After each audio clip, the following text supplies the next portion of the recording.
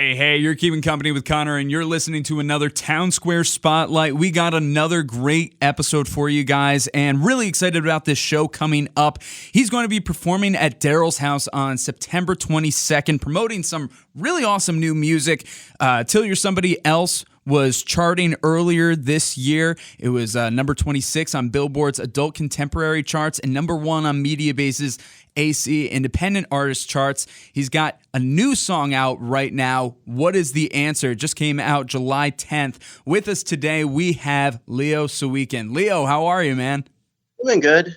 Thanks for having me. Absolutely. And also, weird timing for you. Right before we started this, you said you're just getting over COVID right now. So yeah, I'm glad that you're well enough to do this interview. Sorry that you were feeling bad the last couple days. It was a very quick bout.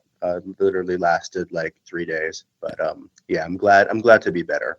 There you go. You got to be better. You got a tour going on. You're creating new music. You're promoting new music. You have a lot going on. Now, one thing that we do here with Town Square Spotlights, before we get into the nitty gritty, tell us a little bit about yourself. Who is Leo Sawikin? And tell us about the music that you put out there and what you hope that new fans in the Hudson Valley could appreciate. To start, I'm born and raised in New York City. I mean, I've been singing since I was 3, but I've been pursuing music as a career path for 10 years now. In the last 2 years, I started working with Phil Eck, producer out in Seattle, and I've been sort of pursuing a different style than what I'd been pursuing in the past. And I've been putting out singles every 6 weeks for about a year and a couple of months now. And I'm continuing to do that for the foreseeable future, probably. Oh, that's awesome. What's that like to have that kind of consistency? What was it that you decided is I'm going to do this every 6 weeks? What was that idea? I mean, it's to help with the Spotify algorithms more than anything. I think it's very important for Spotify to see that you're consistently releasing, and it just sort of keeps you in release radar. And it's just, it appeases the algorithm gods. And since I've been doing that, I've been having a good amount of growth in my Spotify after years of not really a lot of activity at all. That's been the main reason for that. It's also, it's nice to have something new for the people who follow me every once in a while. I think it helps keep everyone engaged. And it keeps everyone it keeps me in people's minds, I guess. There you go. Absolutely. Hey, you're doing pretty well. The last time I checked, you got a few 100,000 listeners, so that's pretty decent. So kudos to you on that, and I would love to see more growth from you. So you mentioned already that this is kind of a transitionary time for you as you're going from one style of music to the new style of music. What was the styling that you had before, and where do you think you found yourself now? The style that I was doing before was really so I was working with another producer. We were just kind of constructing things in the studio. So I would write my songs, and then we'd get into the studio and we'd hire musicians, and we would just we'd just construct arrangements that had a lot of give and take and a lot of different elements, just a lot of different things moving all over the place, which there was a lot of positive things about that, I think, definitely. But in the last couple of years, when I was working with Phil, I started to attempt to record things in a way that sort of preserved the vibe that was sort of naturally happening when I would just play the songs on my guitar. And recently I've been using a lot more open tunings, and I've always messed around with open tunings, but I don't think I wasn't good enough with them to really have them carry a whole song. And certain things would sound muddy, I'd have a muddy chord here and there. On these tracks, I think the guitar parts were good enough that we could just build the songs around my tunings and my very specific inversions, which I think naturally just made things sound a little bit more like me. I think that's been the main difference. And we've also, the album that is coming out next year, I played all the guitars on. Oh, wow. Very cool. And is after years of just, having, I would play guitars here and there, but it was mostly like other session musicians playing the guitars. Working with Phil, I got a sense of how to do things in a little bit more of a DIY way. The result was just, like more of my personality and more of like my unique style shining through on things. That's awesome. So were the songs Till You're Somebody Else and What Is the Answer part of that production with Phil Eckman? Yeah, absolutely. Fantastic. Till You're Somebody Else was probably, it's funny that they came out back to back, because Till You're Somebody Else was like probably one of the first songs that I wrote like that, and like one of the first that I, realized had to be produced in that way. And What Is the Answer is kind of like one of the more recent ones. I think that was the most recent song I wrote on the album that's coming out in New Year. But yeah, they're both like that.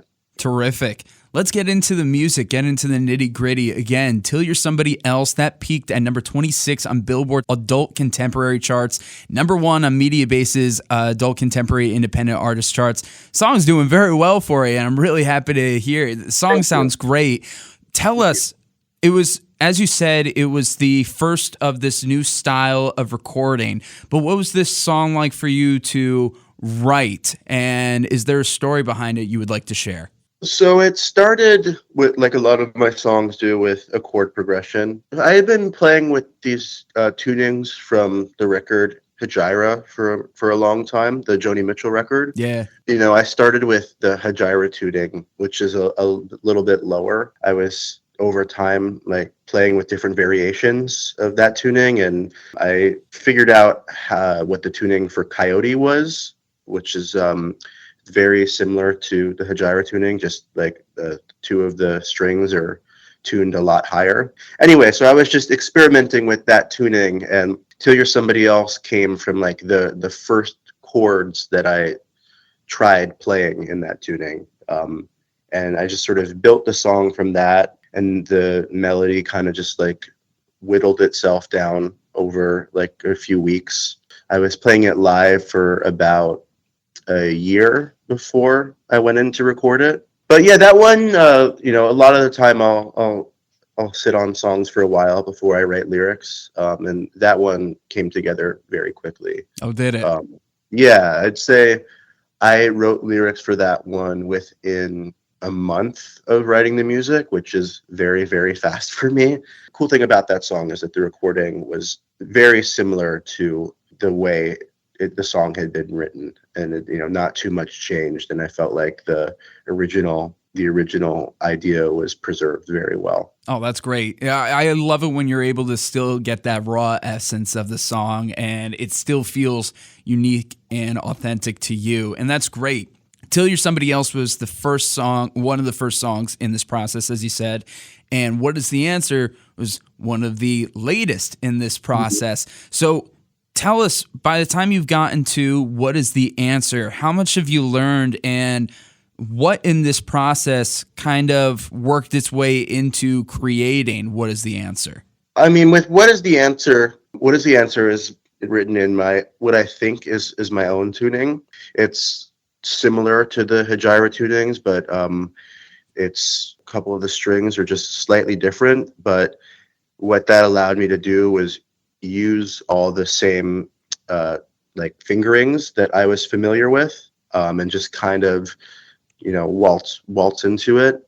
So I wrote that sort of with having more experience with these tunings and the fingerings. And from a studio perspective, I recorded this after working with Phil 2 times already, so I just sort of knew what the process was like more. I knew what needed to be prepared ahead of time.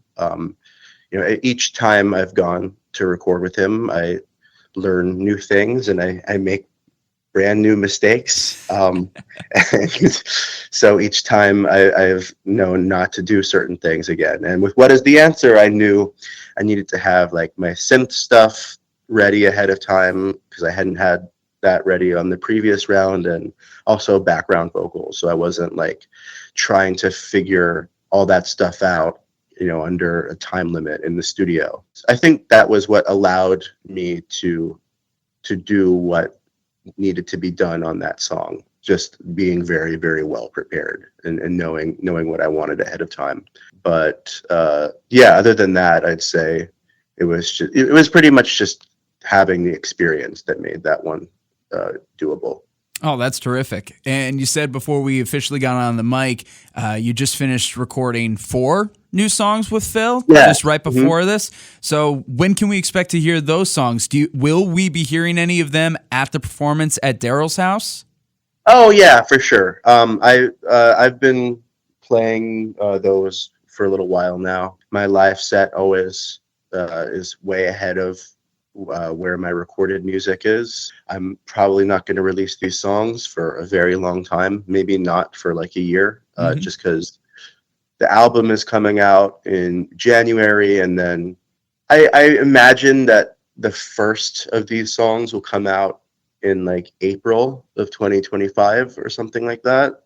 But I'll definitely be playing them at the Daryl's house show. That's awesome. I think that's just one thing that fans need to understand. If you're not in the business, it takes a while to get the songs and albums together, not just like fully produced, but to be able to really promote them well as well. You can have a song for years, but then 2-3 years later, it's out to the public. It's brand new to all of them. And you're like, oh, what's the new song I'm writing now? That's so old to me at this point, but it's still fresh. That's awesome. Really happy that we're going to get to hear it at Daryl's house. Want to talk about that a little bit more. September 22nd, you're going to be playing there in its entirety. What can fans and new listeners expect out of that show? Are you excited about it? You said you're from the city. Have you had much experience here in the Hudson Valley or at Daryl's house before?